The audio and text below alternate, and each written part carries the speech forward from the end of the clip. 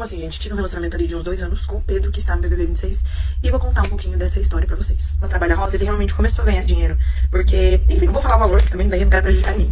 Ele começou a ganhar dinheiro, esses meninos também vendiam pra ele, então ele começou a ganhar dinheiro de casa. Era tipo uma vez, 2 vezes na semana que ele saía vender mesmo. E, gente, esse menino começou a ficar insuportável. Tipo assim, ele começou a ganhar dinheiro, ele começou a ficar insuportável. E foi aí que começou o nosso problema, porque a gente realmente terminou nosso relacionamento.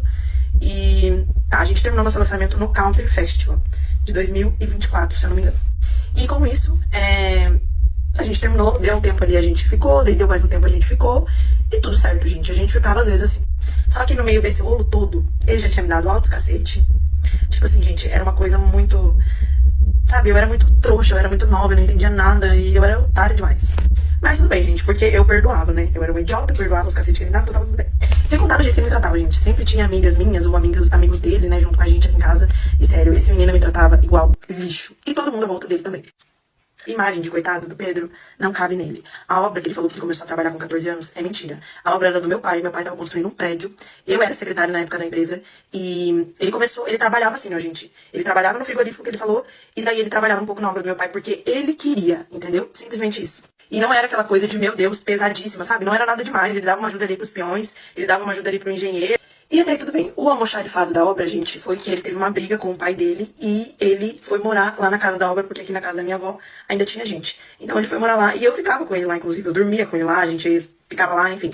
Então assim, gente, o Pedro, ele é um menino que ele já sofreu na vida, ele já passou necessidade, sim, mas ele é um menino que, a partir do momento que ele começou a ganhar um pouco de dinheiro com as vendas que ele fala, ele virou uma pessoa extremamente arrogante, extremamente mesmo, tipo uma pessoa nojenta de se conviver.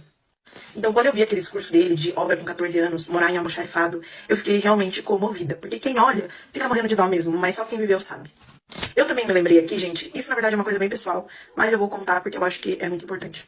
Teve um momento, nesse ano ainda, em 2025, ano passado, que eu precisei da casa da minha avó. E ele estava residindo na casa da minha avó ainda com a atual esposa dele.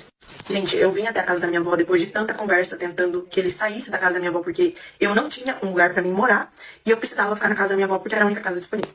Eu vim até aqui, eu tentei conversar, ele tava com a namorada dele dentro do carro, eu falei pra ele, Pedro, eu preciso dessa casa, eu não tenho aonde ficar nesse momento, e eu preciso que você saia da casa da minha avó.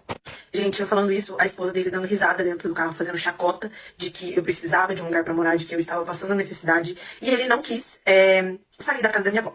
Ele chamou a polícia pra gente e ele tinha um contrato de aluguel com meu pai. Porque assim, gente, aqui na casa da minha avó, tinham inquilinos aqui embaixo. Tem a parte de cima e a parte de baixo. Tinham inquilinos aqui embaixo. E ele que fez esse contrato com meu pai, porque o meu pai tava no Canadá. Então ele tinha esse contrato ali de inquilinos e tal. E daí ele chamou a polícia pra gente e realmente não tinha o que a gente fazer.